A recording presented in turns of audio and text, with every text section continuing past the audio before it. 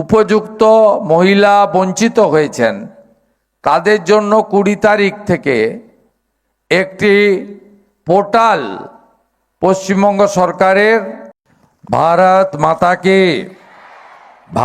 মাতা কে সমবেত মাতৃমণ্ডলী দিদি এবং বোনেরা,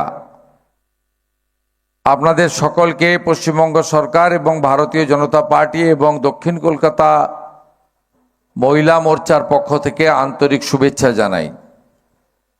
আজকে আমাদের রাজ্যের একটি প্রান্তে অর্থাৎ জঙ্গলমহলে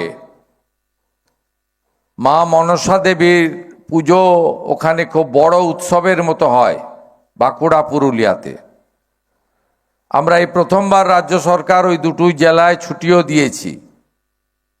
আমি আপনাদের মাধ্যমে মা মনসা দেবীকে প্রণাম জানাই এবং তাদেরকে শুভেচ্ছা জানাই বাঁকুড়া পুরুলিয়ার এই উৎসবকে।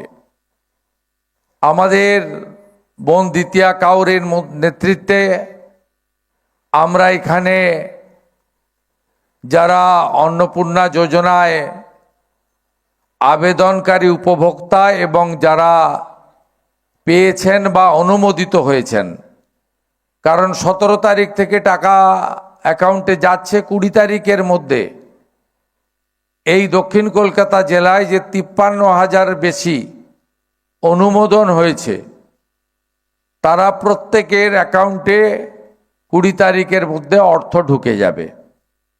এবং গতকাল থেকে এই প্রক্রিয়া শুরু হয়েছে এবং এবারের অনুমোদিত তালিকা হচ্ছে রাজ্যে 1,45,00,000, যার মধ্যে আপনাদের দক্ষিণ কলকাতা জেলায় 53,000 মাতৃশক্তি তারা তাদের ফর্ম বা আবেদন উপযুক্ত হিসেবে দপ্তরের পক্ষ থেকে শিশু ও নারী কল্যাণ বিভাগ তারা কলকাতা কর্পোরেশনের সহযোগিতা নিয়ে এই ঝাড়াই বাছাইয়ের কাজ করেছে।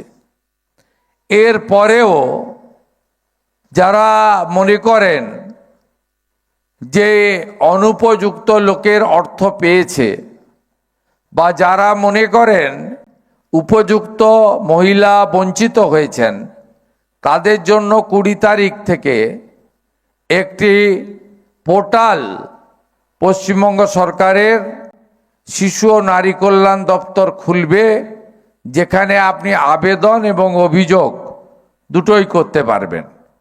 শুধু তাই নয়, 10ই জুলাই পর্যন্ত যারা আবেদন করেছিলেন 1 জুন থেকে তাদেরই কেবলমাত্র ভেরিফিকেশন কমপ্লিট হয়েছে। 11ই জুলাই থেকে 31শে জুলাই যারা আবেদন করেছেন, যদিও সংখ্যা অনেক কম, কারণ মোট 1,80,00,000 আবেদন করেছিলেন, তার মধ্যে 10ই জুলাই পর্যন্ত 1,66,00,000 মহিলারা আবেদন করেছিলেন।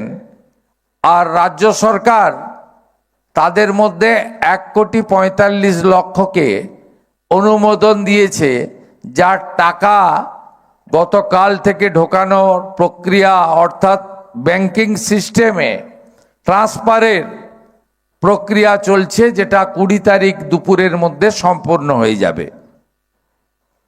এর বাইরে যারা থাকলেন অর্থাৎ আরও 14 লক্ষ আবেদনকারী যারা 10ই জুলাইয়ের পরে আবেদন করেছেন, তাদের আরও 1 মাস ধরে ভেরিফিকেশন করে পরবর্তী মাসের তালিকায় উপযুক্ত মহিলারা আসবেন। আমরা এই প্রায় 1.5 কোটির কাছাকাছি মহিলাকে এই যোজনায় অন্তর্ভুক্ত করেছি। এটি আমাদের প্রতিশ্রুতি ছিল।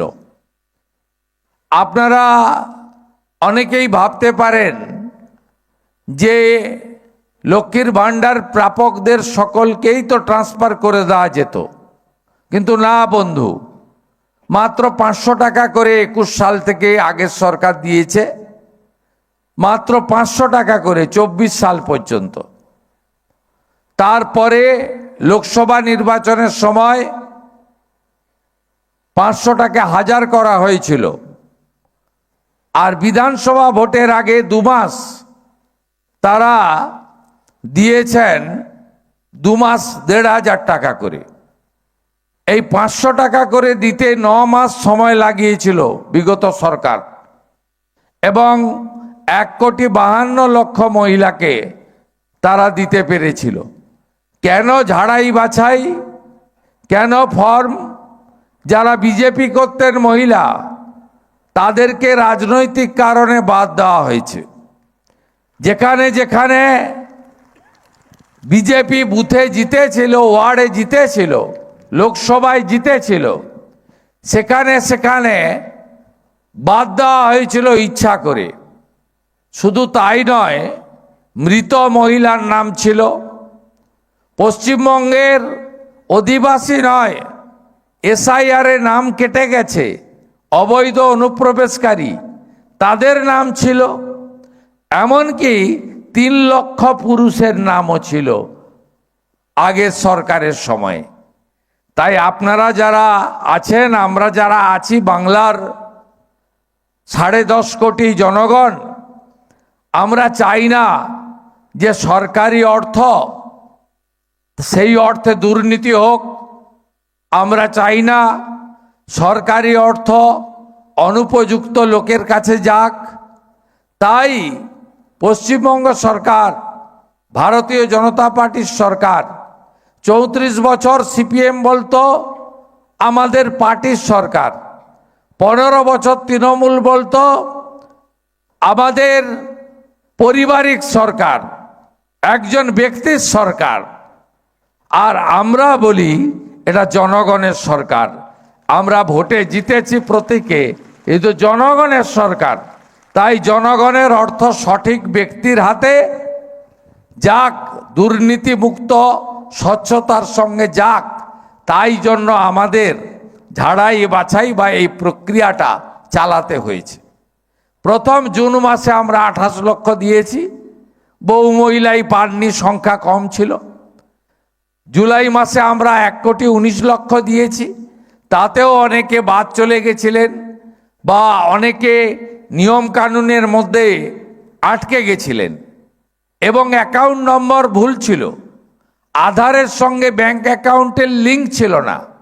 তাই এবারে আমরা অনেকটা ত্রুটিমুক্ত হয়ে আধার ব্যাংক অ্যাকাউন্ট লিঙ্ক সহ আমরা বিশেষ করে গ্রামীণ এলাকাতে অনেক শিথিল করে দিয়েছি আইন বা নিয়ম, যাতে অধিকাংশ মহিলাকে আমরা দিতে পারি।